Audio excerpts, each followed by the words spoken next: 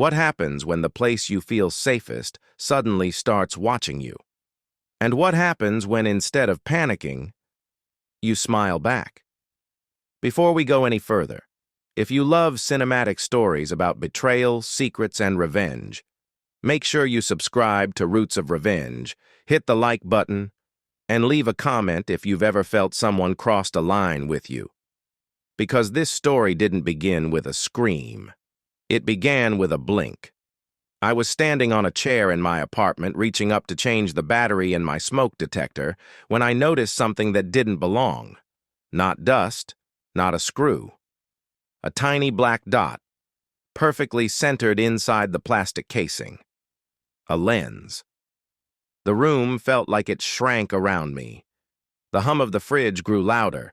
My breath felt too sharp. I lowered myself from the chair slowly and stared up at the ceiling like it might stare back. I lifted my hand. I waved. Nothing happened. No sound. No movement. Just the awful possibility that somewhere, someone was seeing what I was doing.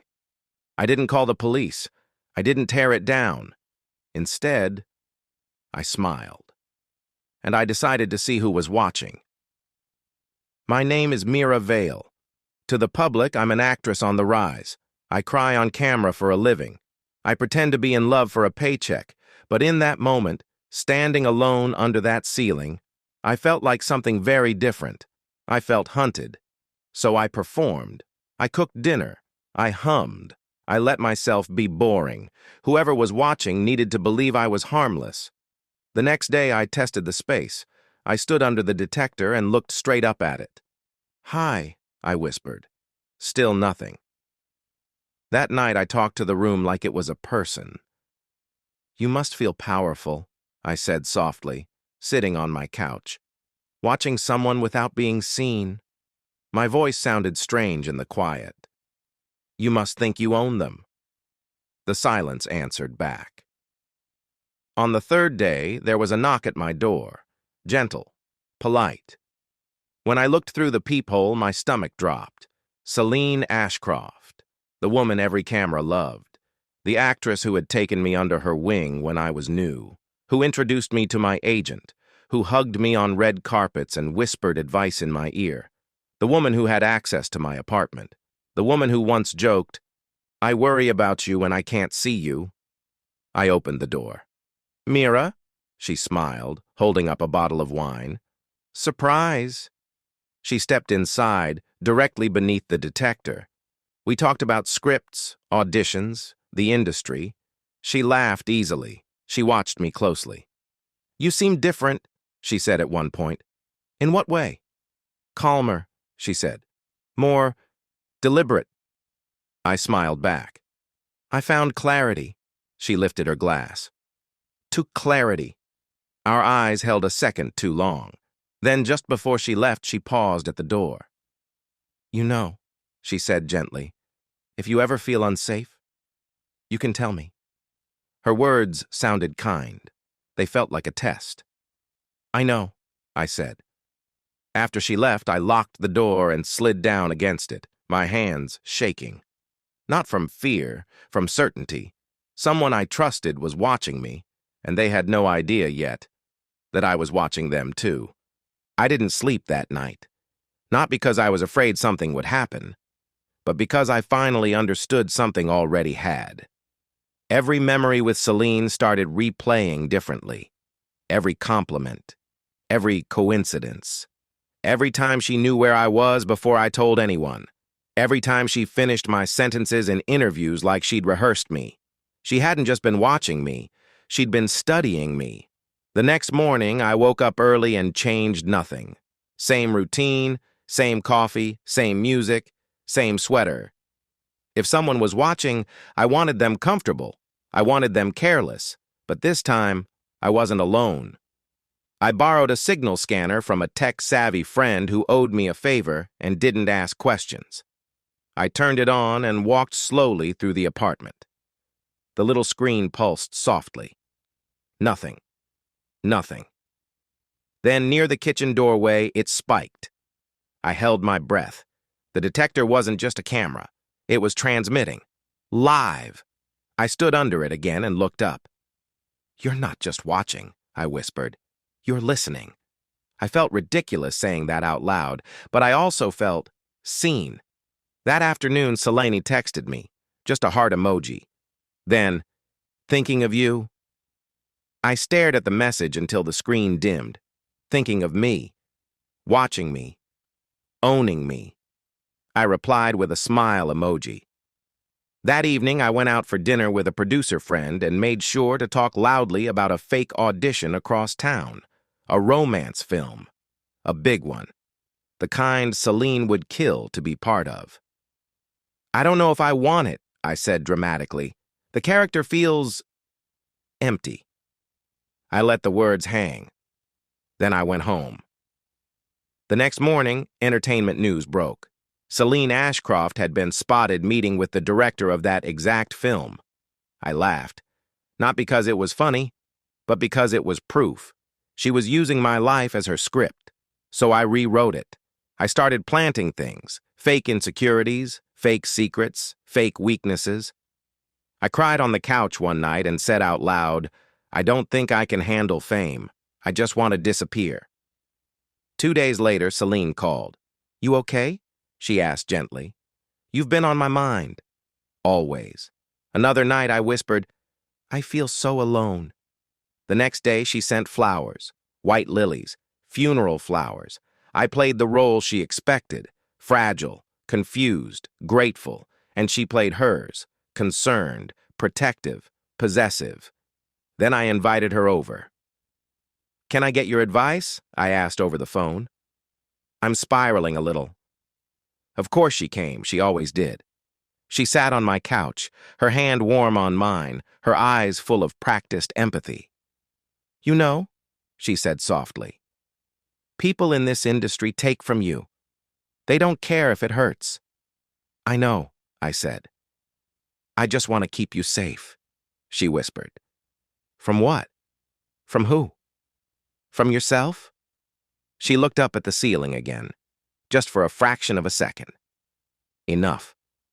I leaned closer to her. "Selene, do you ever feel like you own someone?" Her fingers stiffened. "What kind of question is that?" "Just curious," I smiled. She laughed it off, but something in her had shifted. A crack, a doubt. I saw it. That night, I finally did what I should have done at the beginning. I removed the detector. I placed it gently on my table. I stared at it like it was alive. Then I wrapped it in a towel and walked it out to my car. I drove across the city and dropped it into a public trash compactor. Crushed. Gone. And for the first time in days, I felt alone again. The next morning, Selene called. Her voice was tight. "Did something happen at your place?" My heart raced. "No," I said calmly. "Why?" "I don't know," she said. "I just felt disconnected. Disconnected. Like a drug cut off." I smiled. "I guess we all need space sometimes." Silence stretched. Then she laughed too loudly.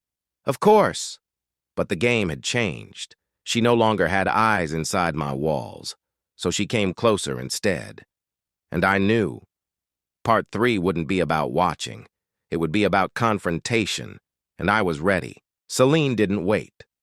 The day after the camera disappeared, she showed up everywhere. At my gym, at my favorite cafe, backstage at a charity gala I hadn't told her I was attending. She smiled every time like it was coincidence, like fate, like she hadn't just lost her private window into my life. "You're everywhere," I joked the third time she ran into me. She laughed. "Or maybe we're just connected." Her eyes searched my face like she was looking for a missing reflection. I gave her nothing. Because now, for the first time, I had something she didn't. Privacy. Then came the invitation. A live interview. Prime time. Just the two of us.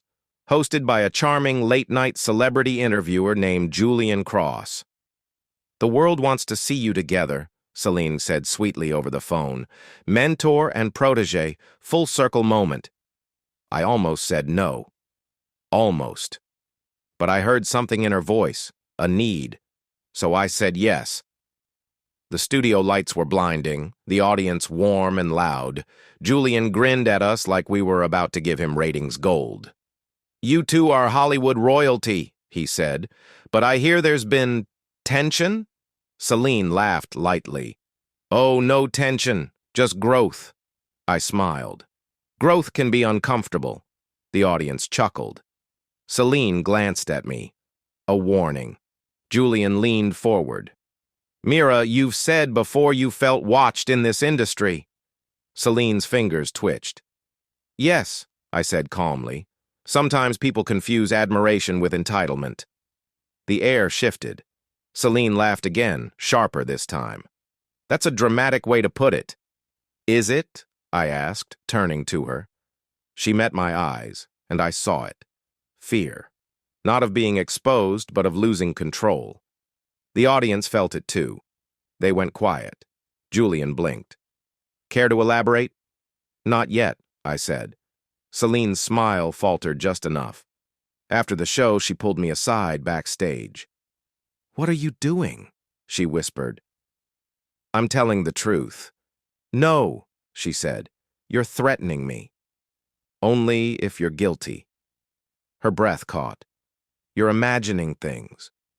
"Then why did you feel disconnected when the camera stopped working?" Her face drained of color. "You don't know what you're talking about." "I know you were watching me," I said quietly. "I know you used me, copied me, took from me." Her voice shook. "You should be grateful. I made you." I leaned in. "You studied me." "I curated you," she snapped. There it was. The confession, not for the world, but for me. She walked away before anyone could hear. But she couldn't walk away from what came next. The next day, my phone exploded. A story broke.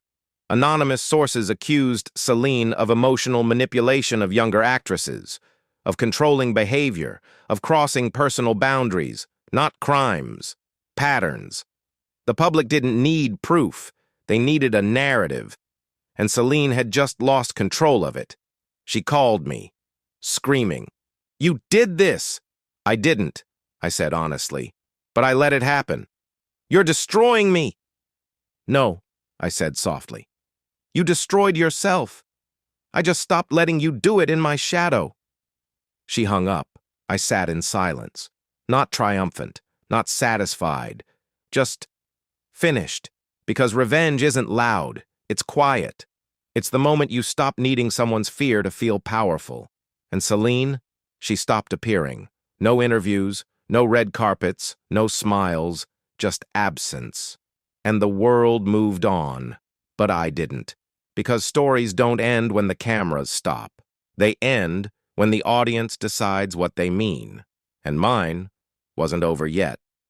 The silence around Celine became louder than any scandal. No official statements, no tearful apology tour, no dramatic denials, just a quiet retreat from the spotlight, like a star collapsing into itself. Entertainment blogs speculated. Comment sections exploded. Some people defended her. Some condemned her. Some didn't care at all. But everyone watched, and I became something I never asked to be. A symbol. Interviews changed tone. Questions shifted from, "What's your next project?" to, "What did it feel like?" "What did what feel like?" I asked one reporter. "To be controlled."